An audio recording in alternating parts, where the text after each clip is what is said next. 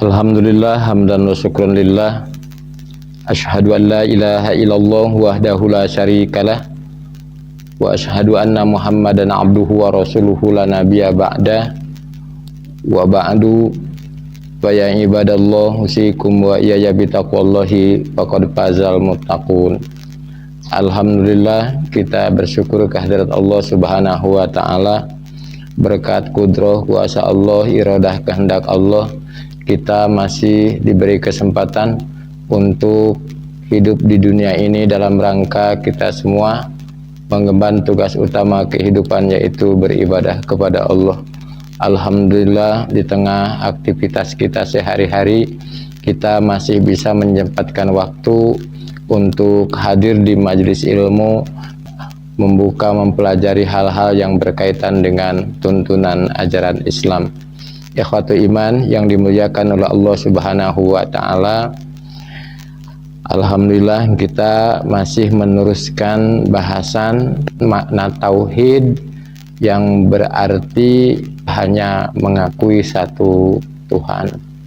Di dalam Al-Qur'an surat Muhammad ayat 19, Allah Subhanahu wa taala berfirman, fa'lam, ketahuilah, annahu, sesungguhnya, la ilaha illallah, tidak ada Tuhan selain Allah, wastaghfir li dunubika, dan memohonlah ampun kepada Allah untuk dosa-dosamu, walil mu'minina wal mu'minat, dan untuk kaum mukminin dan kaum mukminat, wallahu ya'lamu, dan Allah Subhanahu wa taala Maha mengetahui, mutaqallabakum, tempat kembali, wa maswaakum, dan tempat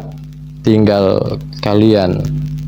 Allah Subhanahu wa taala memerintahkan kepada Rasulullah Shallallahu Alaihi Wasallam, fa'lam, agar kita mengetahui, bukan pakro, bukan membaca, tapi fa'lam, kita harus mengetahui, annahu la ilaha illallah, sesungguhnya tidak ada Tuhan selain Allah. Artinya, selain kita mengucapkan, membacakan, kita juga harus meyakini, mengimani, mengetahui maknanya, dan bagaimana membuktikan itu dalam kehidupan sehari-hari. Dalam tafsir Ibnu Katsir dijelaskan makna ilah. Ilah itu diambil dari kata alahal fasiru, anak unta yang senantiasa mengikuti induknya. Meskipun dicoba kita kasih makanan agar mereka ikut kepada kita, tapi anak unta itu tidak akan tergoda. Dia berusaha sekuat tenaga mengikuti induknya. Itu makna ilah. Alahal fasilu awla abi ummihi, dia senantiasa ikut kemana saja induknya pergi. Kita pegang, pasti anak unta atau di kita anak kambing itu dia akan meronta ingin lepas. Kita masukkan kandang, pisahkan dengan induknya, pasti anak binatang itu dia akan berusaha mencari jalan keluar. Kenapa? Dia selalu mengikuti induknya. Karena satu, dia yakin induknya itu senantiasa melindunginya. Induknya itu akan senantiasa memberikan kebaikan kepadanya.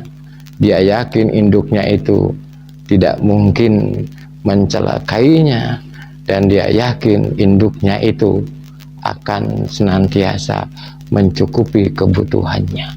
Itu makna ilah. La ilaha illallah.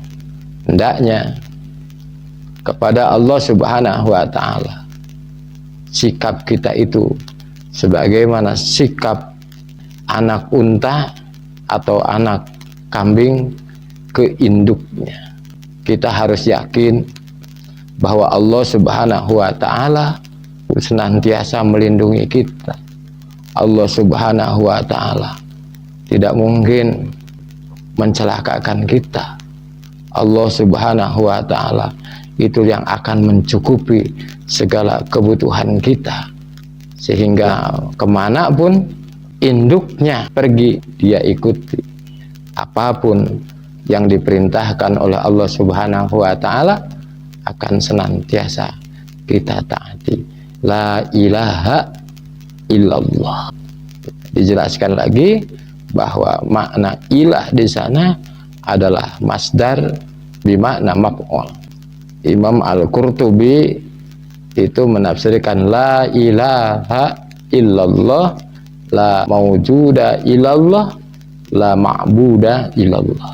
Tidak ada yang harus kita ibadahi, tidak ada yang harus kita ikuti illallah selain Allah Subhanahu wa ta'ala. Ikhwati iman yang dimuliakan oleh Allah Subhanahu wa ta'ala, ternyata dakwah Rasulullah Shallallahu Alaihi Wasallam untuk menyampaikan kalimat tauhid la ilaha illallah, meyakinkan masyarakat Mekah bahwa harus yakin yang menciptakan itu Allah, yang mengurusi itu Allah, dan kita harus memohon meminta hanya kepada Allah. Tidak boleh kita meminta kepada selain Allah. Kenapa?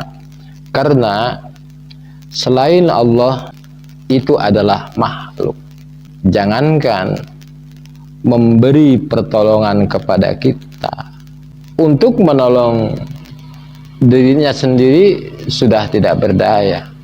Jangankan membantu kita untuk gerak saja, dia harus digerakkan. Untuk pindah tempat saja harus dipindahkan. Oleh karena itu Allah Subhanahu wa ta'ala di dalam Quran surat Muhammad ayat 19 itu memberitahukan fa'lam annahu la ilaha illallah. Kita harus yakin bahwa hanya Allah Subhanahu wa ta'ala Tuhan yang harus diikuti, Tuhan yang harus ditaati. Selanjutnya di ayat itu juga Allah Subhanahu wa ta'ala menyampaikan wastagfir lidunubika, dan bermohonlah ampun kepada Allah Subhanahu wa ta'ala atas dosa-dosa kamu.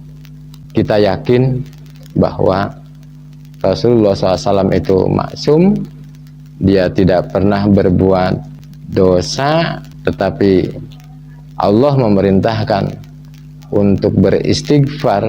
Artinya apa? Istighfar itu doa dan akan memberikan kebaikan, dan itu juga memberi pelajaran kepada kita. Rasulullah SAW saja yang maksum, yang tidak berdosa, itu diperintahkan, apalagi kita umatnya yang tentu banyak sekali dosa dan kesalahan. Ikhwatul iman yang dimuliakan Allah, itu saja yang bisa disampaikan pada kesempatan hari ini. Mudah-mudahan ada guna dan manfaatnya. Mohon maaf atas segala kehilapan kekurangan. Aqulu qauli hadza wa astaghfirullaha li wa lakum wal afu minkum. Assalamualaikum warahmatullahi wabarakatuh.